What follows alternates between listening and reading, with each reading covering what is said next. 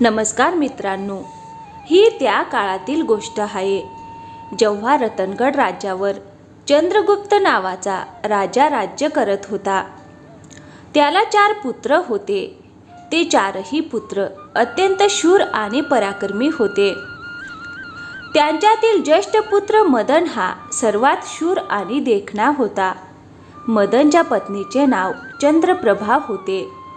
तीही अत्यंत सुंदर होती. तिला वाटत असे की तिच्यासारखी सुंदर स्त्री दुसरी कोणीच नाही. एके दिवशी मदनच्या वडिलांनी म्हणजेच राजाने त्याच्या एका चुकीमुळे रागाने त्याला 12 वर्षासाठी देशातून निघून जाण्याचा आदेश दिला. राजाचा आदेश ऐकून मदन चिंताग्रस्त मनाने महालात परतला. त्याला उदास पाहून त्याची पत्नी म्हणाली, "अहो, आज तुम्ही एवढे खिन्न का आहात?" मदन म्हणाला, "तुला काय सांगू, आज पिताश्रींनी मला 12 वर्षासाठी देशातून निघून जाण्याचा आदेश दिला आहे. म्हणूनच मी तुझा निरोप घ्यायला आलो आहे." हे ऐकताच चंद्रप्रभा भोवळ येऊन खाली पडली आणि बेशुद्ध झाली.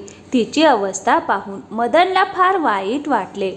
तो मनातच विचार करू लागला की आपण तिला हे सर्व सांगून चूक तर केली नाही ना. त्याने तिच्या चेहऱ्यावर गुलाब पाणी शिंपडले आणि काही वेळाने तिला शुद्ध आली. शुद्धीवर येता चंद्रप्रभा म्हणाली, "स्वामी, तुम्ही मला सोडून परदेशी जाणार असाल तर मी तुमच्याशिवाय कशी जगू? मीही तुमच्या सोबतच येईन." मदन म्हणाला, "तू माझ्यासोबत कशी येणार? परदेशात अनेक संकटांना सामोरे जावे लागेल. तू तर मऊ गालिच्यावर चालणारी महालात राहणारी आहेस. त्या दुःखांना कसे सहन करशील?" चंद्रप्रभा म्हणाली, "स्वामी, तुमच्याशिवाय महालातील सुखही मला जंगलातील दुःखापेक्षा अधिक भयानक वाटेल.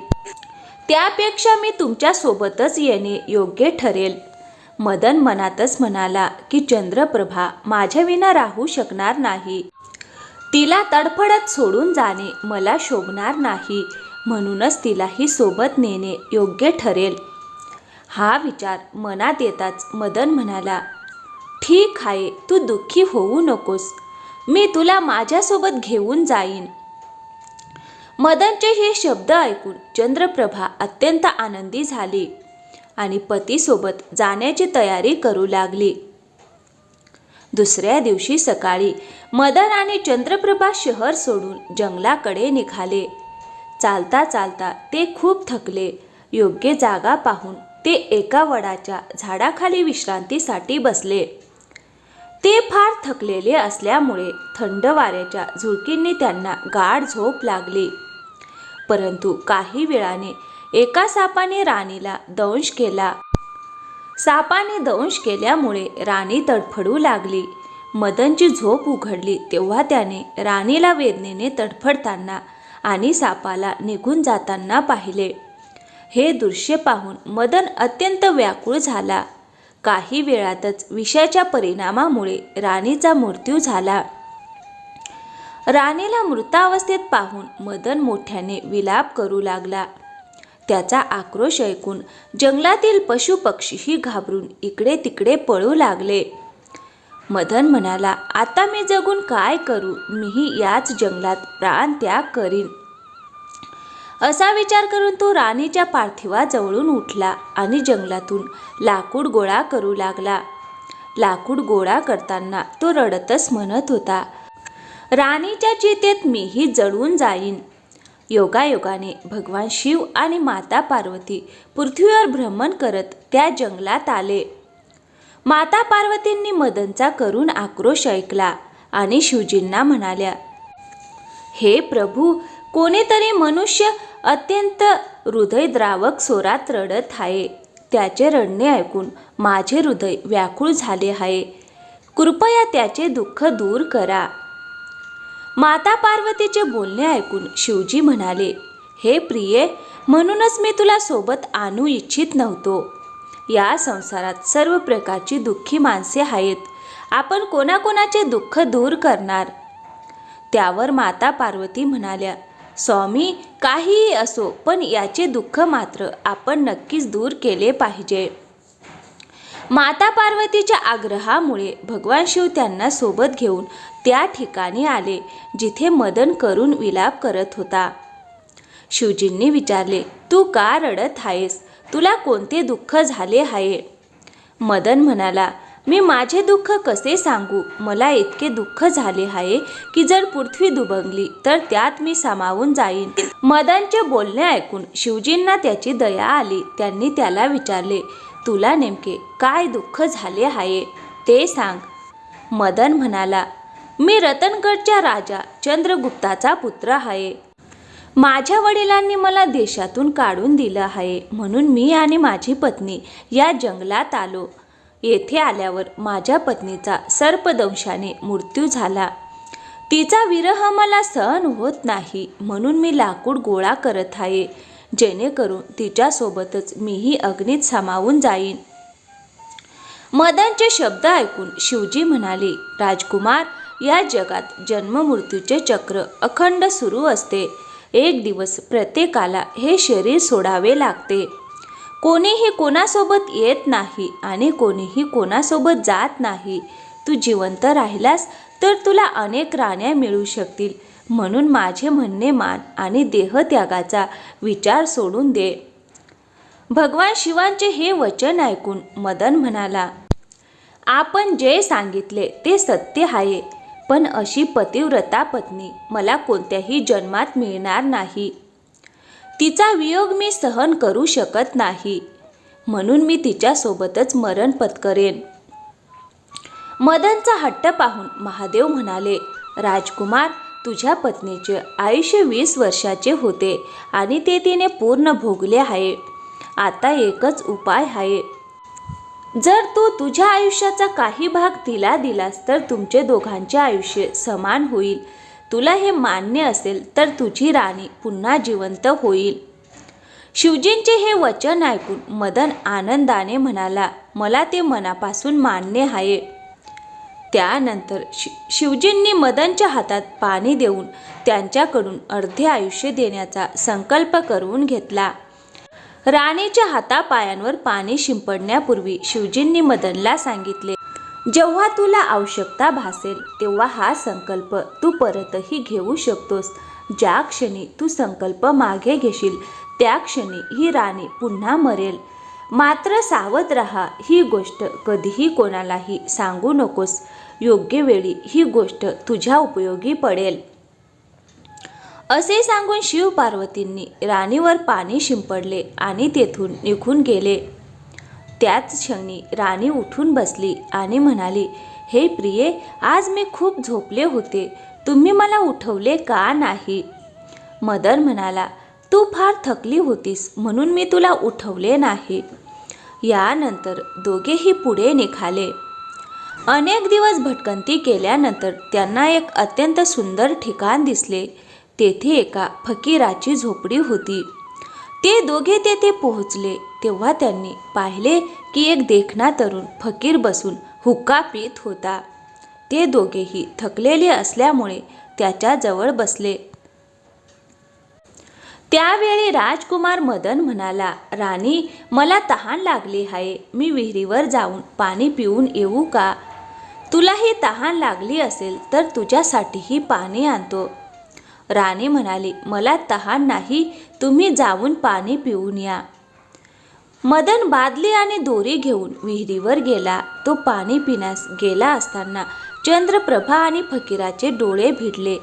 राणी फकीराला म्हणाली, फकीर साहेब, तुम्ही येथे फार ऐशो आरामात राहता. फकीर म्हणाला, तूही येथे राहा आणि ऐश कर.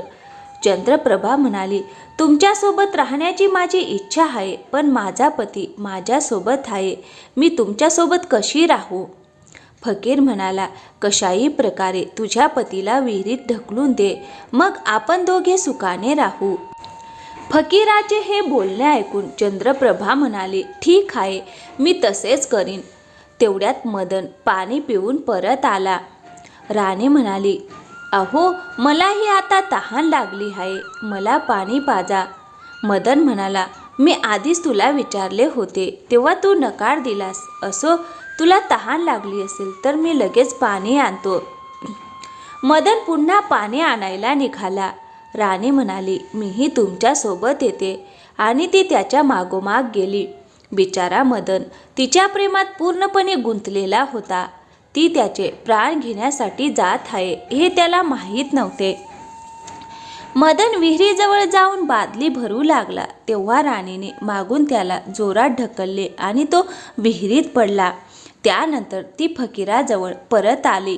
फकीर तिला घेऊन तेथून निघून गेला. दोघे एका मोठ्या शहरात जाऊन सुखाने राहू लागले. काही दिवसातच त्या फकीराने चंद्रप्रभाला इतके उत्तम नृत्य गायन शिकवले की त्या शहरात तिच्यासारखी नर्तकी दुसरी कोणी नव्हती. ती संपूर्ण नगरात प्रसिद्ध झाली. तिच्या नृत्य गायनामुळे फकीर लाखो रुपयांचा मालक झाला. राणी त्याच्यासोबत मोठ्या ऐशो आरामात राहू लागली. त्याच दरम्यान राणीने मदनला विहिरीत ढकलले तेव्हा योगायोगाने विहिरीत लटकत असलेली एक साखळी त्याच्या हाताला लागली. मदनने ती घट्ट पकडली आणि विहिरीत लटकत राहिला. तो देवाला स्मरण करू लागला आणि मनातच विचार करू लागला, हे देवा, मी राणीला जीवनदान दिले तरी तिने माझ्याशी असा विश्वासघात का केला? कदाचित हेच माझ्या प्रेमाचे फळ असावे. त्याच दिवशी बंजाराचा एक तांडा त्या ठिकाणी येऊन थांबला. एक बंजारा बादली आणि दोरी घेऊन विहिरीवर पाणी भरण्यास आला. त्याने बादली विहिरीत सोडली तेव्हा मदनने ती पकडली. बंजाराने विचारले, विहिरीत कोण आहे? मदन म्हणाला, भाऊ, मी संकटग्रस्त मनुष्य आहे. देवाच्या नावावर मला बाहेर काढून माझे प्राण वाचवा. बंजाराला दया आली. त्याने मदनला विहिरीतून बाहेर काढले आणि विचारले, अरे भाऊ, तू कोण आहेस आणि या विहिरीत कसा पडलास? मदनने सुरुवातीपासून शेवटपर्यंत संपूर्ण घटना त्याला सांगितली.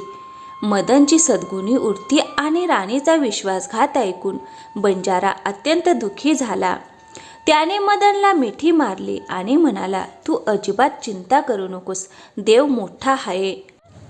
तो सर्व काही चांगले करील. तुला हवे असेल तर तू आमच्यासोबत राहू शकतोस.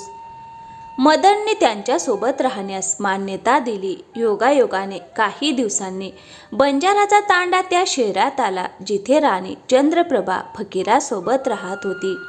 ते शहर पाहून मदन बंजाराला म्हणाला, भाऊ, माझी इच्छा आहे की काही दिवस या शहरात राहावे. तुमची परवानगी असेल तर मी येथे थोडे दिवस थांबू इच्छितो. बंजारा म्हणाला, तुझी इच्छा असेल तसं कर, मला काही हरकत नाही. मदनने त्याचा निरोप घेतला आणि शहरात कामाच्या शोधात फिरू लागला. काही दिवसांनी त्याच्या मेहनतीला फळ आले आणि त्याला एका मोठ्या व्यापाऱ्याकडे नोकरी मिळाली. तो अत्यंत प्रामाणिकपणे आणि परिश्रमपूर्वक आपले कर्तव्य पार पाडू लागला. त्याची कर्तव्यनिष्ठा पाहून व्यापाऱ्याने त्याला आपल्या दुकानाचा मुनीम लेखापाल नेमले. आता मदनचे दिवस सुखाने जाऊ लागले.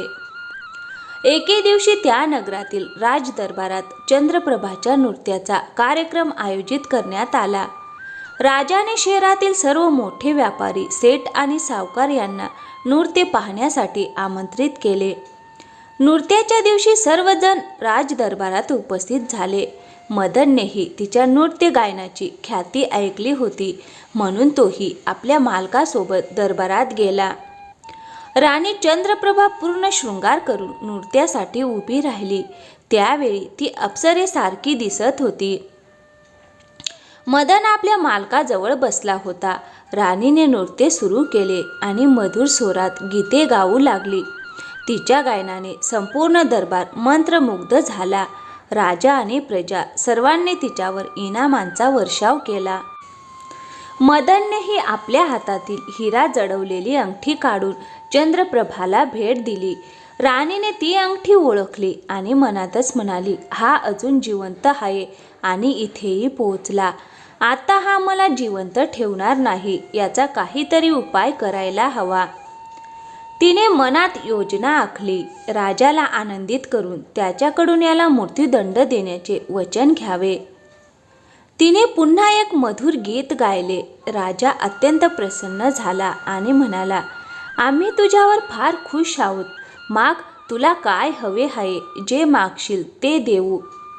चंद्रप्रभा म्हणाली, महाराज, आपण माझ्यावर प्रसन्न असाल तर आधी वचन द्या की मी जे मागेन ते द्याल. राजाने तिला वचन दिले. तेव्हा चंद्रप्रभा म्हणाली, महाराज, आपल्या सभेत एक चोर आहे, त्याला तात्काळ प्राणदंड द्या. राजा म्हणाला, तो चोर माझ्या समोर आणा. चंद्रप्रभाने मदनचा हात धरून त्याला राजासमोर उभे केले. राजाने सैनिकांना आदेश दिला, याला तात्काळ जल्लादांच्या ताब्यात द्या. सैनिक मदनला घेऊन जात असताना त्याचा मालक व्यापारी घाबरून आला आणि म्हणाला, तू काय चोरलंस की ती तुला मारू इच्छिते? मदन म्हणाला, मी काहीही चोरलेले नाही, फक्त राजाने माझ्या 2 गोष्टी ऐकाव्यात एवढी विनंती करा. व्यापाऱ्याने इतर व्यापाऱ्यांशी चर्चा केली आणि ते सर्वजण राजाकडे गेले. त्यांनी सांगितले, महाराज, आमचा मुनीम निर्दोष आहे, त्यांच्या 2 गोष्टी ऐकल्या जाव्यात. राजाने मान्यता दिली. मदन राजासमोर उभा राहिला. राजा म्हणाला, तुला काय म्हणायचे आहे? मदन म्हणाला, मी कोणता अपराध केला आहे ज्यासाठी मला मृत्यूदंड दिला जात आहे? राजा म्हणाला, तू या नर्तकीचा चोर आहेस. मदन म्हणाला, मी हिचा चोर नाही, मी हिचा पती आहे. हिने मला विहिरीत ढकलून एका फकीरासोबत पळ काढला. चंद्रप्रभा म्हणाली, महाराज, हा कोण आहे मला ठाऊक नाही, हा खोटारडा आहे. मदन म्हणाला, महाराज, जर ही माझी पत्नी नसेल तर मी तिला मार्गात दिलेली वस्तू मला परत द्यावी. राणी म्हणाली, मला ते मान्य आहे. मदन म्हणाला, तुझ्या हातात पाणी घे आणि म्हण की जी वस्तू याने मला मार्गात दिली होती ती मी आज त्याला परत करते. राणीने हातात पाणी घेतले आणि म्हणाली, याने मला मार्गात दिलेली वस्तू मी आज त्याला परत करते. हे शब्द उच्चारून तिने जसा संकल्प पूर्ण केला तशी ती तक्षणी मूर्त झाली. हे पाहून सर्वजण थक्क झाले. राजा घाबरून म्हणाला, हे काय झाले? यामागील रहस्य काय आहे? तेव्हा मदनने सुरुवातीपासून सर्व घटना सांगितल्या. देश निकालापासून ते राणीच्या विश्वासघातापर्यंत आणि शिवाच्या वरदानापर्यंत सर्व काही. सर्व कथा ऐकून राजा प्रभावित झाला. त्याने मदनला मिठी मारली. त्याच्या सत्यनिष्ठा आणि धर्मपरायणतेने राजा भारावून गेला. राजाने आनंदाने आपल्या एकुलत्या एक कन्येचा विवाह मदनसोबत लावून दिला आणि त्या फकीराला फाशीची शिक्षा दिली. मित्रांनो, ही कथा आपल्याला शिकवते की खोटेपणा आणि अधर्माने कधीही कायमस्वरूपी यश मिळत नाही. सत्याच्या मार्गावर चालणाऱ्याला कितीही संकटे आली तरी शेवटी विजय सत्य आणि धर्माचाच होतो. मित्रांनो, आशा आहे की ही कथा तुम्हाला आवडली असेल. आवडली असल्यास व्हिडिओला एक लाईक करा आणि हो, आमच्या चॅनलवर नवीन असाल तर प्लीज चॅनलला सबस्क्राईब नक्की करा. थँक्यू. धन्यवाद.